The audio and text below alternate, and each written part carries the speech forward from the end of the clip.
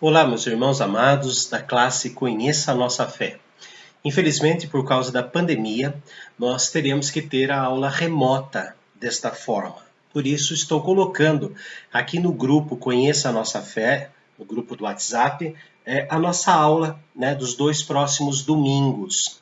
Gostaria muito de ter a interação dos irmãos, pode ser durante a semana, mandando neste grupo Conheça a Nossa Fé, no WhatsApp, as suas perguntas. Assim, talvez a sua dúvida seja a dúvida de muitas pessoas que tenham um pouco de vergonha, de fazê-la. Então, sejam bem-vindos e vamos estudar, conheça a nossa fé, a necessidade que nós temos de conhecer a igreja a que pertencemos.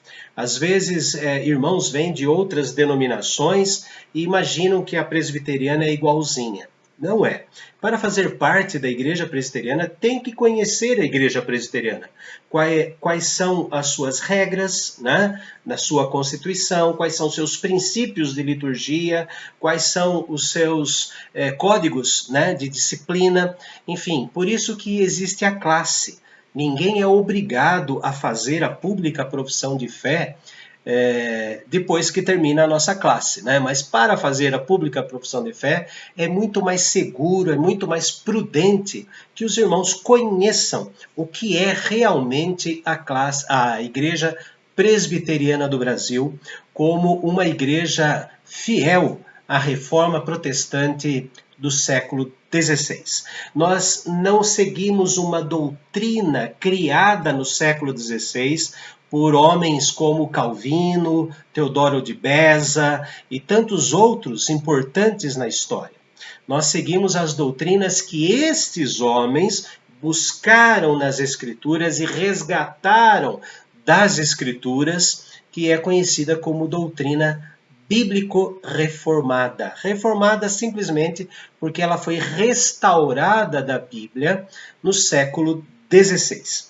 Então, com relação às doutrinas, nós já começamos a falar no início da classe, que o mais importante para o cristão é estar em comunhão com Deus através das Escrituras, do estudo das Escrituras, através da oração e da comunhão entre os santos. Vimos um pouco da história do presbiterianismo, tendo a sua origem em Êxodo capítulo 3, quando Deus chama Moisés e fala para Moisés buscar os anciãos. A palavra hebraica zaken corresponde à palavra grega presbíteros, ou seja, o ancião, o mais velho, para auxiliar Moisés em avisar a Faraó do erro que ele estava cometendo, aprisionando o povo do Senhor. Então, através disso, nós vimos a questão da história, o resgate do sistema presbiteriano bíblico lá através da Confissão de Fé de Westminster, e 80 anos antes da Confissão de Fé de Westminster, 90 anos antes, melhor dizendo, João Calvino resgata das Escrituras este sistema democrático representativo, onde a Assembleia da Igreja elege os seus representantes por um período de 5 anos, para presbíteros, diáconos e para pastor. Ele pode ser escolhido pelo próprio conselho, ele pode ser encaminhado pelo próprio presbitério ou ele pode ser eleito pela Assembleia de acordo com o entendimento e convocação do conselho. Caso de eleição de pastor, não menos que 2 anos e não mais que 5 anos, podendo ser renovada esta eleição ao decorrer do seu trabalho, ao vencer o seu mandato. Então, queridos, esta é uma análise muito rápida do que nós vimos. E veremos ainda as doutrinas, a salvação, a vinda de Cristo, dízimos, sacramentos, batismo infantil, no seu tempo próprio. E hoje nós vamos falar sobre a Constituição da Igreja Presbiteriana do Brasil, a parte burocrática, o que faz a Igreja que nós nos reunimos se chamar presbiteriana, ou seja, é o sistema de administração que se chama presbiteriano. A doutrina é bíblico-reformada, através da Confissão de Fé de Westminster. Então, está aqui o livro, né, Manual Presbiteriano. Ele é composto de Constituição da Igreja Presbiteriana do Brasil. A Igreja Presbiteriana ela tem suas normas para ser uma igreja legalmente reconhecida pelo governo brasileiro.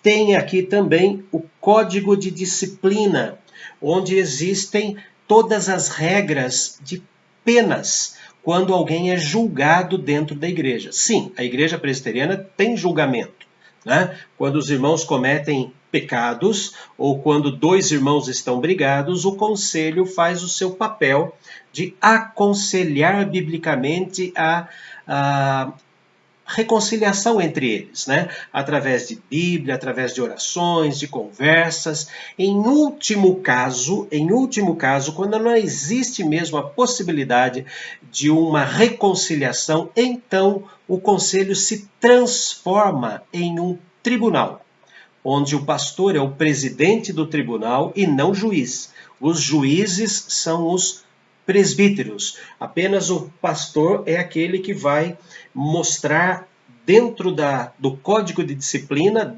dentro da Constituição da Igreja Presbiteriana, as normas deste julgamento, onde o conselho, os presbíteros se transformam em juízes. E temos também o princípio de liturgia. A Igreja Presbiteriana do Brasil, ela tem normas litúrgicas. É uma igreja alitúrgica, ou seja, não tem uma liturgia fixa, como a Igreja Anglicana, como a Igreja Católica, como a Igreja Luterana. Os pastores são livres para montar a forma litúrgica. Porém, existem os princípios de liturgia, aquilo que o presbiteriano pode fazer e aquilo que ele não pode fazer para continuar sendo um presbiteriano legítimo, né? Então, nós temos este livro e vamos falar sobre ele a partir desta aula. Então, nós estamos conhecendo a Constituição da Igreja Presbiteriana do Brasil. Esta Constituição, ela foi criada, foi terminada, melhor dizendo, e foi promulgada no dia 20 de julho de 1950, numa reunião do Supremo Concílio que aconteceu numa igreja chamada Igreja Presbiteriana do Alto do Jequitibá, na cidade de Presidente Soares, em Minas Gerais, na nossa Minas Gerais, né? Então ela foi promulgada e até hoje nenhum dos seus artigos foi mudado. Por quê? Como é que acontece isso? Acontece que precisa existir uma proposta de mudança da Constituição, chamada Constituinte. E para que essa proposta de mudança aconteça, 2/3 de todos os presbitérios do Brasil precisam votar pela mudança da Constituição. E de 1950 até hoje, nada foi mudado. Nenhum artigo foi mudado, mostrando a solidez desta Constituição. Lembrando que a Igreja Presbiteriana chegou no Brasil em 1859. Então, desde o implantar do presbiterianismo no Brasil e a necessidade de se fazer uma Constituição, se passaram 91 anos até que a Constituição fosse promulgada. Nós tivemos outros projetos de Constituição, seguíamos a princípio a Constituição da Igreja Presbiteriana dos Estados Unidos, né? E depois alguns outros foram acontecendo. Quem muito fala sobre isso é o nosso querido amigo, reverendo Ageu Magalhães, diretor do Seminário de São Paulo, chamado Seminário Reverendo José Manuel da Conceição. Quando acabar a pandemia, poderemos trazê-lo aqui, né, para a nossa igreja e ele dar um histórico da Constituição. Mas a importância da Constituição da Igreja Presbiteriana do Brasil é que todos os pastores devem cumpri-la. Todos os presbíteros precisam conhecê-la e cumpri-la. Todos os diáconos precisam conhecê-la e cumpri-la. né? E ela está disponível para todos os membros da igreja. Por quê? Porque tanto no ato da pública profissão de fé, quanto no ato das ordenações, nós prometemos fidelidade aos princípios da igreja, à constituição da igreja. Então, como é que nós podemos prometer que vamos cumprir, né, para sermos oficiais da igreja, nós que não conhecemos a Constituição? Né? Nós, como brasileiros, nós somos julgados de acordo com o Código Penal, tanto civil quanto penal, né, criminoso, quanto pelo o Diário da União. Mas quem é que lê o Diário Oficial da União? Quem é que lê o Diário Oficial do Estado?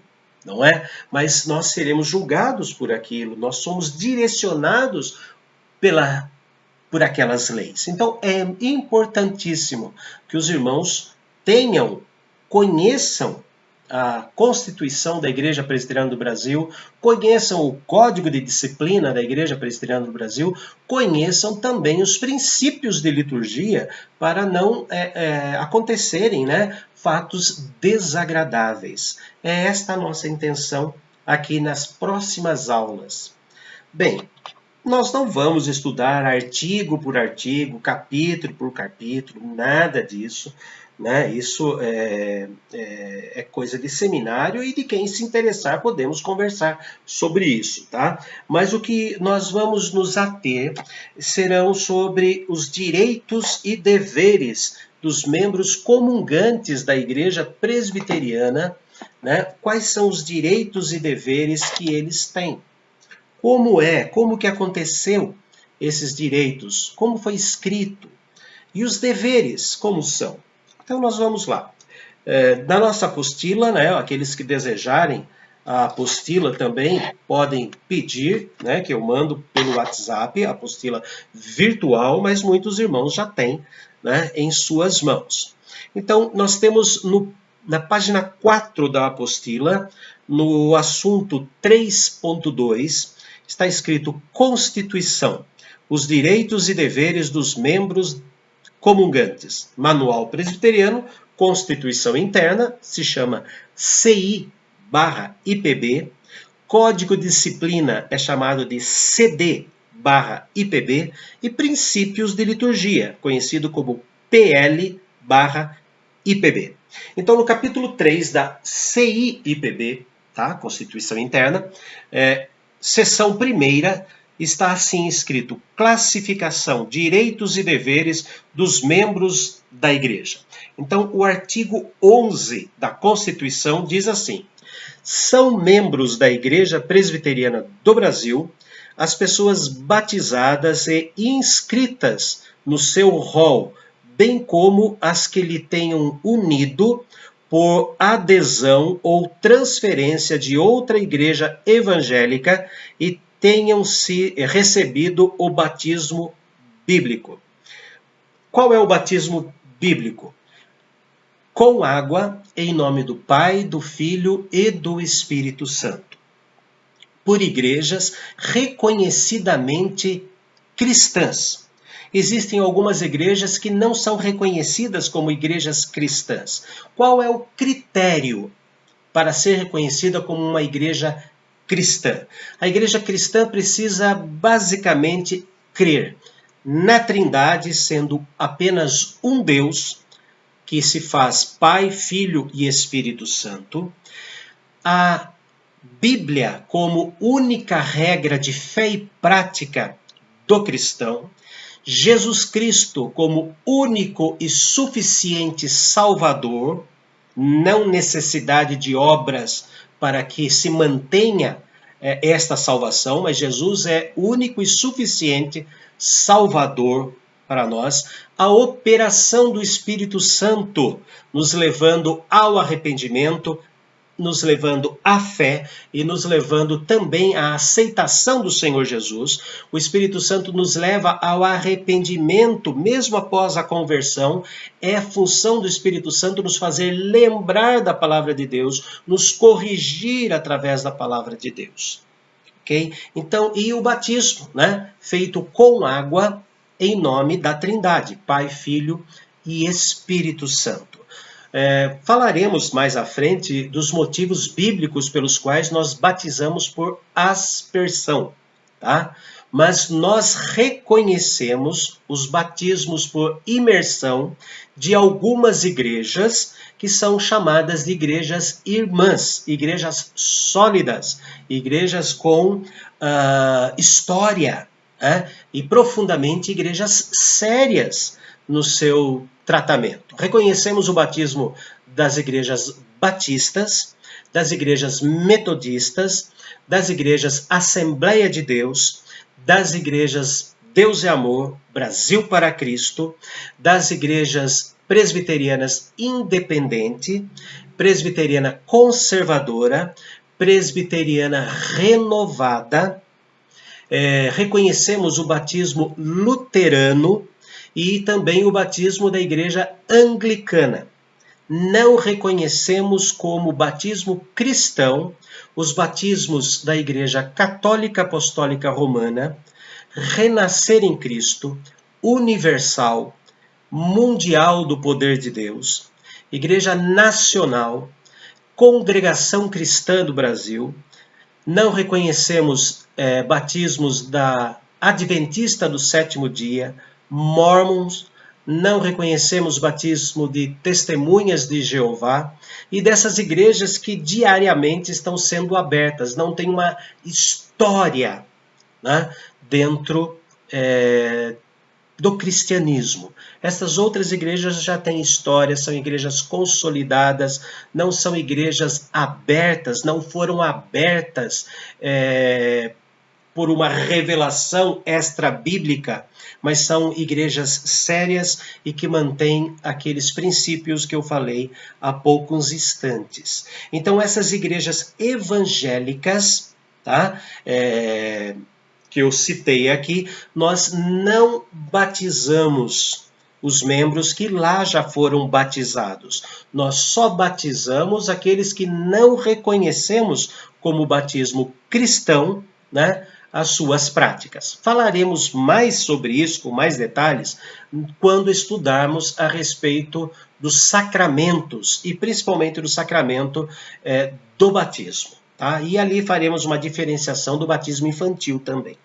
Mas continuando aqui, né, nós recebemos pessoas por transferência, mas as que vêm de outras denominações, que não a denominação presbiteriana, né, batista, Assembleia de Deus, luterana, anglicana, metodista, Deus é Amor, Brasil para Cristo, esses irmãos, eles deverão fazer a pública profissão de fé. Por quê? Porque nós temos diferenças doutrinárias e temos diferenças também de administração, né? De administração da igreja.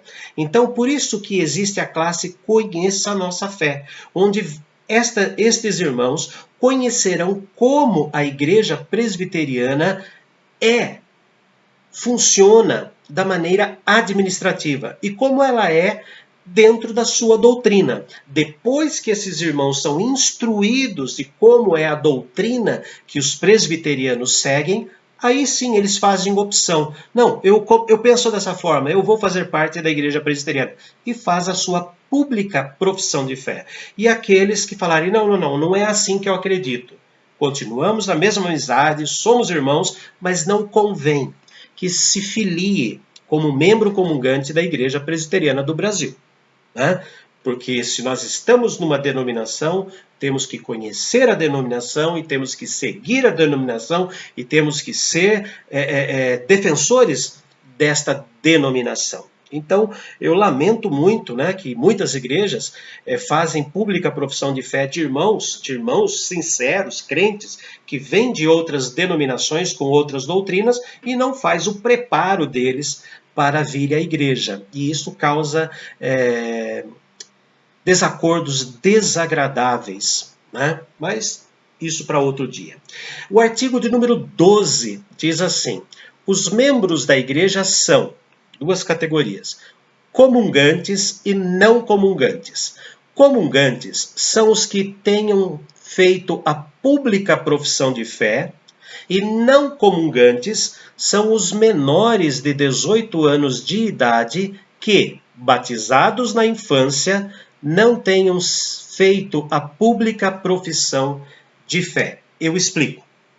Somente quem faz a pública profissão de fé vai para o rol de membros, vai para um caderno, né, para um fichário, o rol de membros comungantes, ou seja, eles participam da Santa Ceia, têm todos os direitos e privilégios da igreja, que falaremos mais abaixo um pouco, e os não comungantes são aqueles que foram batizados na infância e que ainda não têm 18 anos. Então nós chamamos de rol de menores. Tá? Rol de menores. Então, são os filhos dos crentes que não participam da ceia, não participam da assembleia, não participam das eleições de oficiais da igreja, mas dentro dos seus departamentos internos, UCP, UPA, né, eles aprendem o sistema presbiteriano naquilo que nós chamamos de plenárias. Plenária da UPA, plenária da UCP, onde vão aprendendo a eleger seus representantes na diretoria da UCP, na diretoria da UPA, né? Então eles vão aprendendo o que é ser presidente, o que é ser secretário, o que é ser tesoureiro, vice-presidente, o que é uma plenária, né? Onde os assuntos são trazidos, e então a plenária que decide as programações. Não cobrem do presidente todas as programações, cobrem dele fazer as plenárias, convocar e dirigir as plenárias junto, sempre junto com o conselheiro. O conselheiro está lá exatamente para ser a ligação entre o conselho da igreja e o departamento interno. Então, dois tipos de membros: o membro comungante ou rol de maiores, rol de comungantes, e o rol de menores de 18 anos. Existe um fato desagradável para muitas famílias, que quando o filho ou a filha completa 18 anos de idade, ele não pode fazer parte do rol de menores. Por quê? Civilmente ele é de maior, não é? Mas se ele não fez a pública profissão de fé, ele não vai automaticamente para o rol de comungantes. Então, quando chega aos 18 anos de idade e o rapaz ou a menina não fez a profissão de fé, ele não está em rol nenhum. Ele não é de menor e não fez profissão de fé. Né? Então, muitos pais, com vergonha ou com medo dos filhos fugirem da igreja, obrigam os filhos a fazerem profissão de fé antes dos 18 anos. Queridos, isto está errado. Nós não podemos, de forma alguma, obrigar os nossos filhos a fazerem pública profissão de fé. Porque só faz pública profissão de fé aquele que se converteu.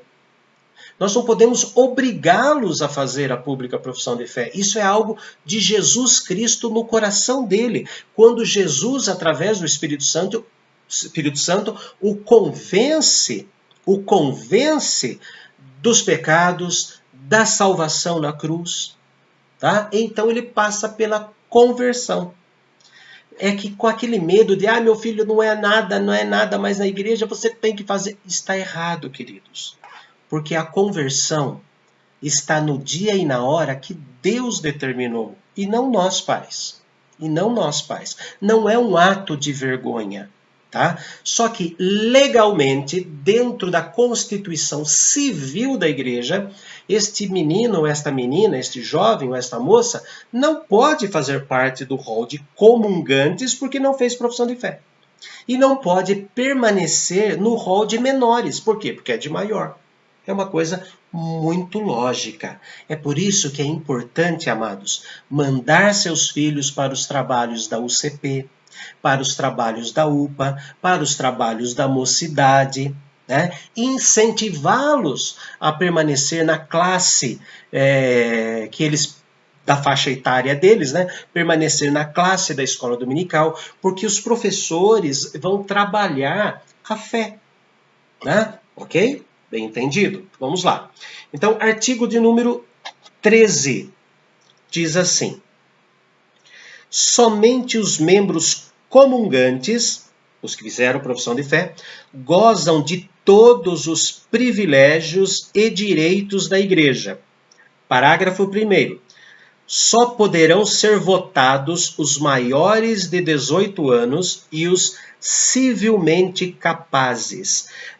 Votação para diácono, para presbítero, né? Os maiores de 18 anos, civilmente capazes.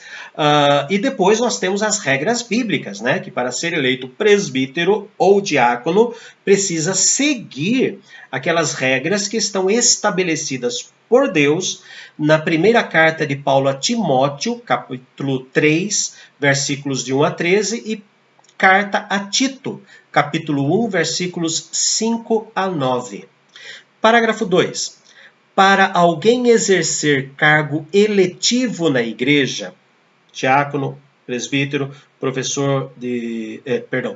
presidente da mocidade, presidente da SAF, presidente da UPH, superintendência da escola dominical, ser professor da escola dominical, para alguém fazer parte disso, é indispensável o decurso de 6 meses após a sua recepção.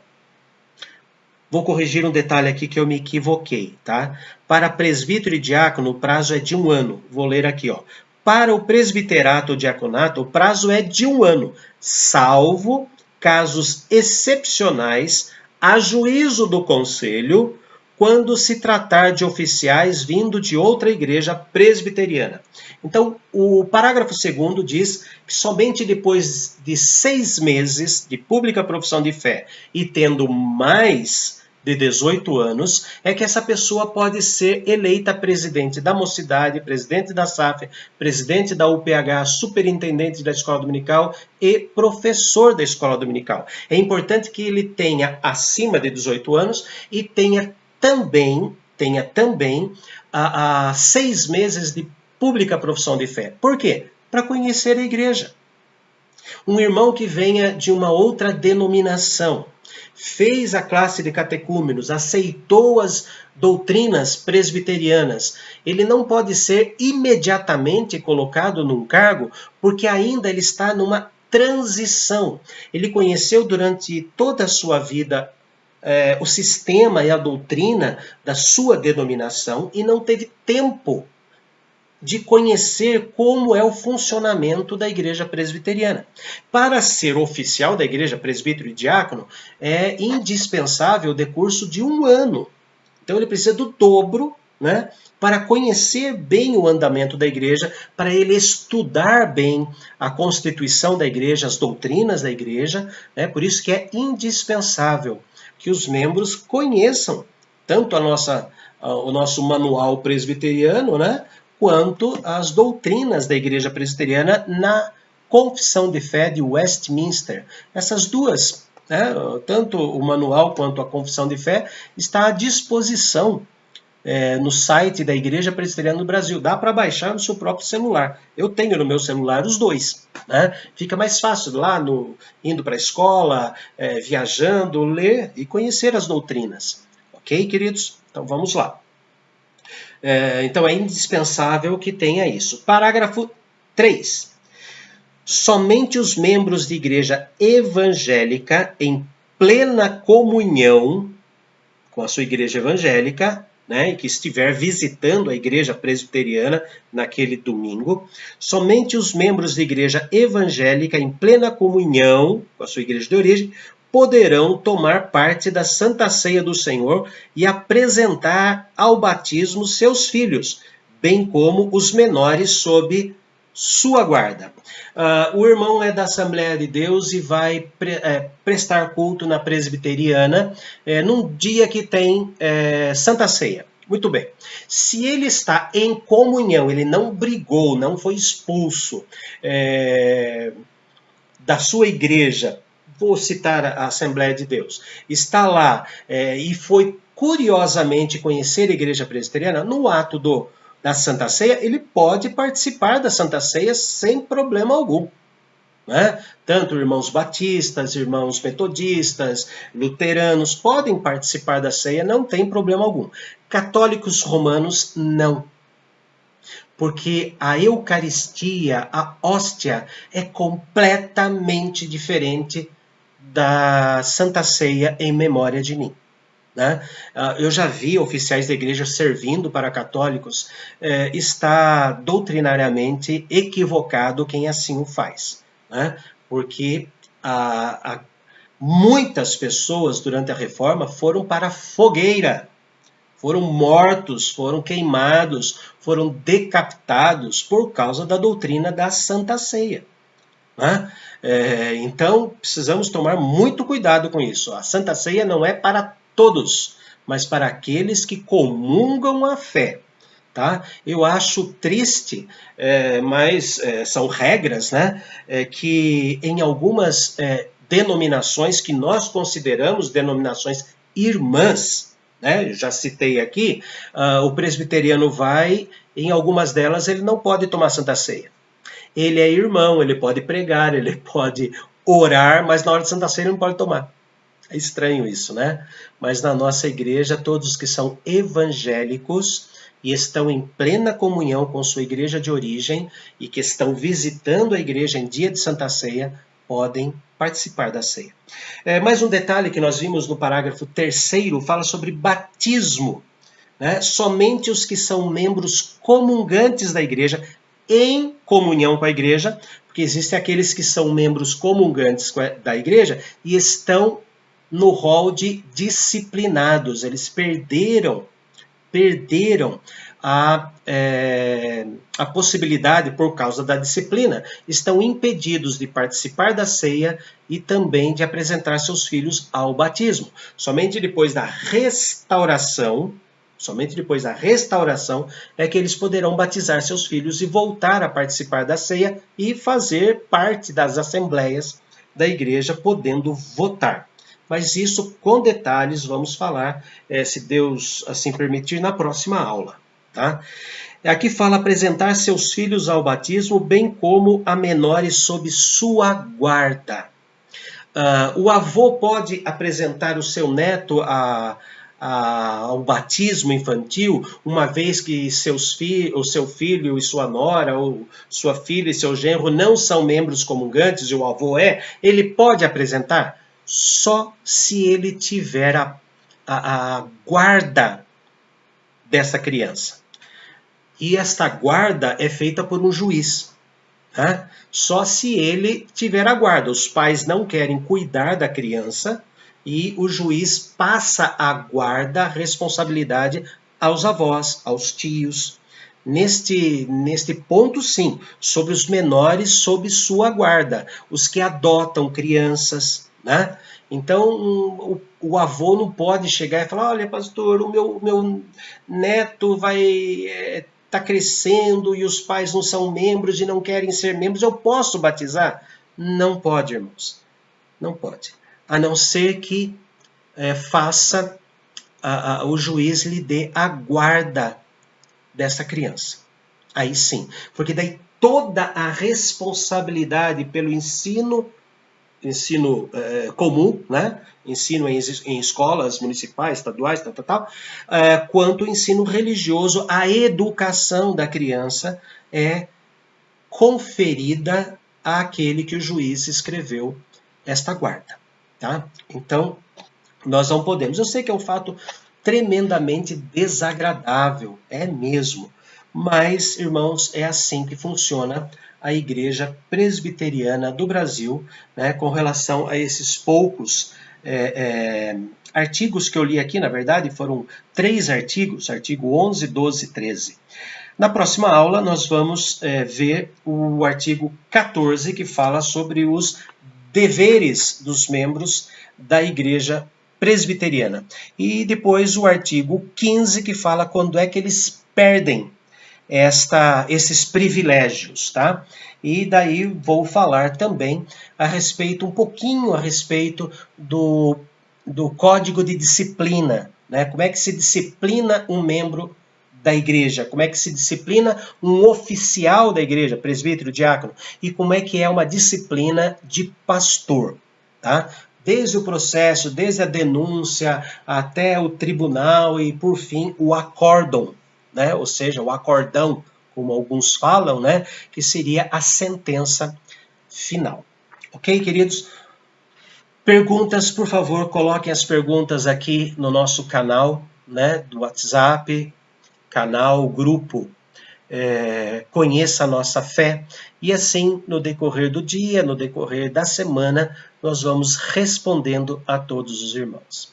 Ó Pai bendito, nós agradecemos por esta rica oportunidade de falar de Ti, e falar agora, Senhor, de uma maneira um tanto quanto mais civil, falar da administração da Igreja Presbiteriana do Brasil. Senhor, desperta no coração dos teus filhos o desejo de conhecer um pouco mais e de uma maneira mais firme o que é a Igreja Presbiteriana. E que assim, ó Deus, possamos ter mais paz, possamos ter mais concórdia, harmonia entre todos aqueles que participam, né, da denominação. Sabemos que quem salva é apenas Jesus Cristo, e assim pregamos e assim cremos. Mas sabemos também que para sermos filiados a uma denominação, precisamos conhecer essa denominação. Nos ajude, ó Deus, a conhecê-la, nos ajude, Senhor, a explicar como ela é. Em nome de Cristo Jesus, pedindo as bênçãos a todos, é que nós oramos. Amém. Grande abraço, queridos, e não esqueçam de mandar as perguntas.